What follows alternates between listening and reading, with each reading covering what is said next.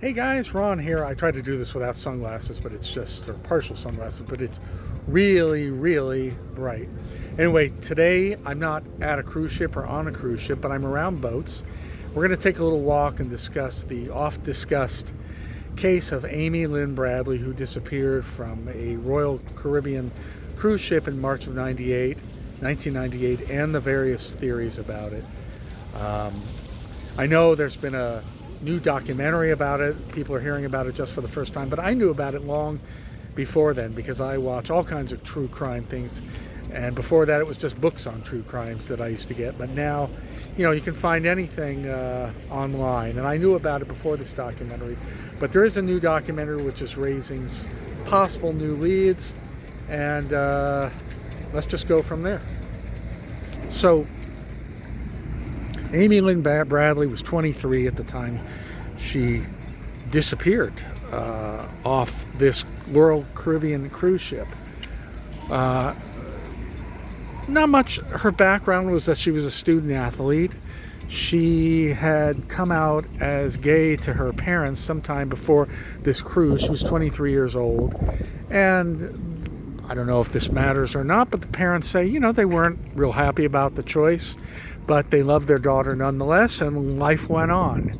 Now, the interesting part about that is that, as revealed in this new documentary, apparently Amy had confessed to her girlfriend that she had had a interaction with another young woman, and that Amy and her girlfriend were kind of on the outs, but because of that, but that Amy had written a long letter to her former girlfriend, or I guess they were separated at that time, and that it seems that Amy was distressed by this breakup and was hoping to get back together when the cruise was over. Again, this is all just speculation, but it might give us some idea of her state of mind at the time. I know when I was in my early 20s traveling with my parents on trips or family vacations, and I had a girl I left behind, I was completely consumed by that thought, and that was pre-internet days, as was this. So not being able to communicate easily with, when you're young and those hormones are raging, and not being able to communicate with the one you care about is difficult, especially being with your parents, even if you have a good relationship with them. So she might have been extra depressed. She might have been drinking more than usual because she was extra upset. She might have been drinking the same amount she usually drank. We don't know. All we know is that her father, Ron Bradley, won an all-expense-paid trip on this cruise ship through the Caribbean, and that he, Ron, and Iva, his wife, took the kids, Amy, 23, and Brad, yes, Brad Bradley. I don't know how. I think Brad was 21, but I'm not positive. Anyway, they went on the cruise ship, and it was a very interesting set of circumstances because one night, I think it was formal night, the family was having dinner, and at least one waiter in particular, if not more, was taking particular interest in Amy. According to the family, passing notes to the family, hoping that they would pass the notes to Amy, that this particular waiter wanted to take Amy drinking once they got ashore. And people note that they wanted to go to Carlos and Charlie's in Aruba as well, I believe, where that's where Natalie Holloway unfortunately got in a car with three guys she didn't know and ended up dead because of it. But having said that, so the videographer on the cruise that night records Amy dancing a lot with a man named Alistair Douglas, who was the bass player for the ship band, and he was known as Yellow, nickname for, at some point he dyed his hair yellow, I guess. So she and Yellow are dancing.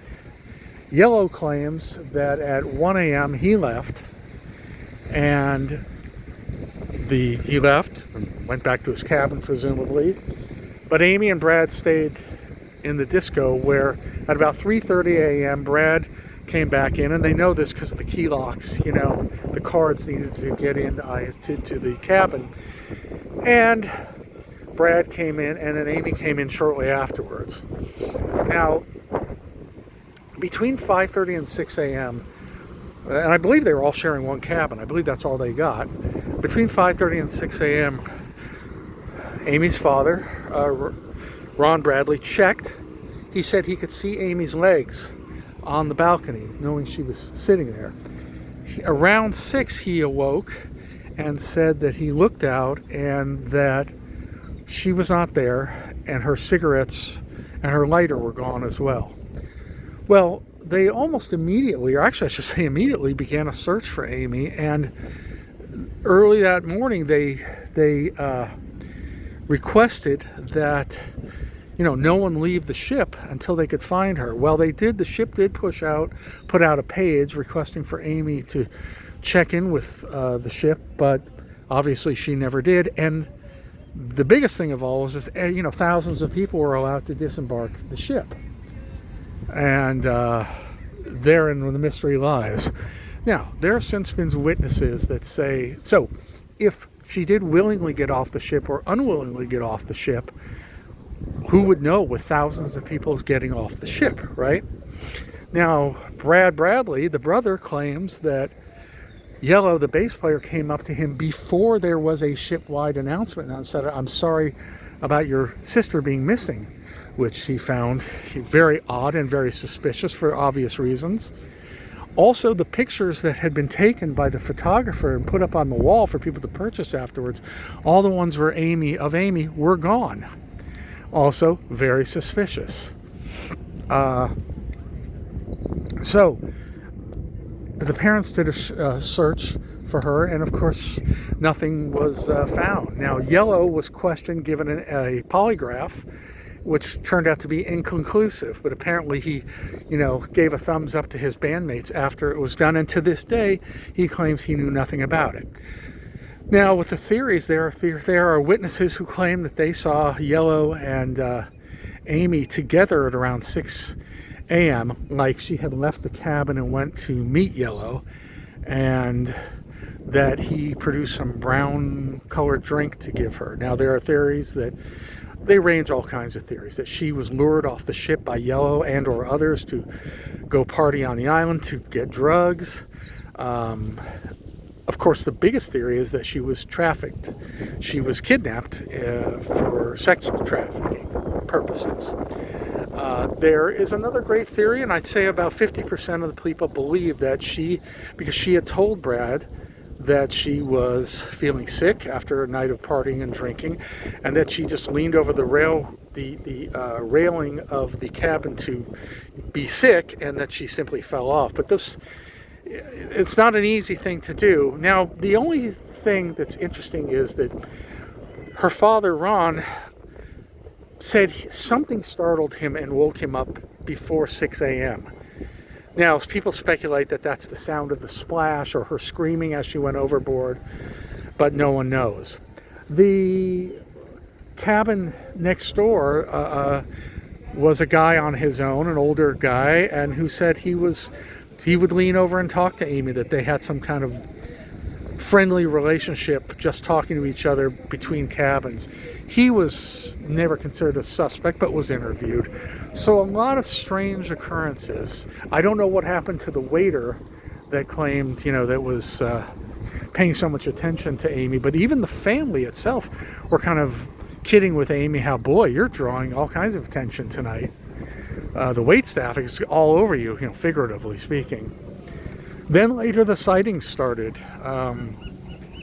Sightings of Amy, a picture that somebody found on a site for escorts, and a girl that looked very, very much like Amy, just with longer hair.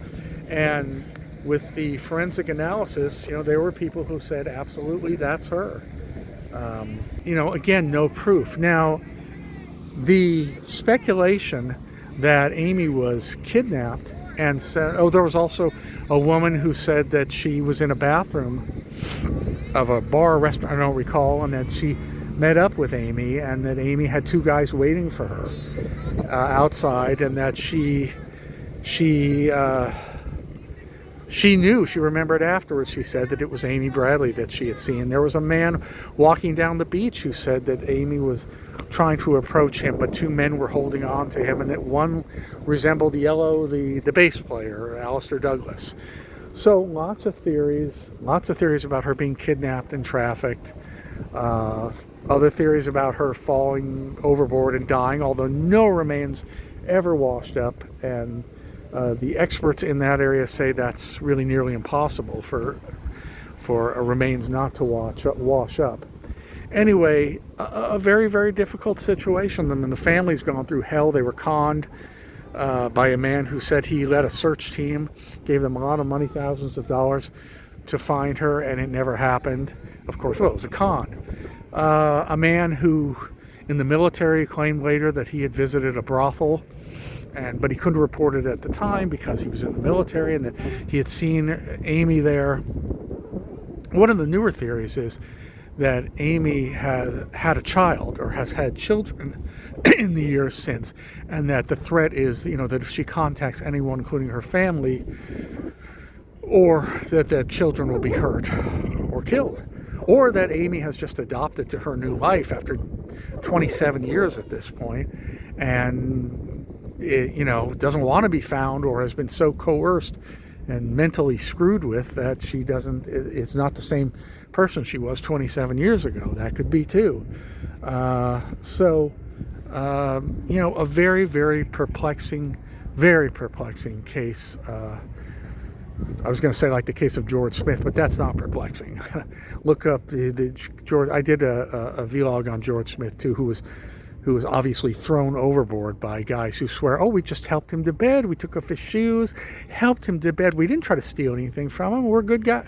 Yeah, guys don't help other guys to bed and take off their shoes and tuck them in. That's not a man thing, trust me.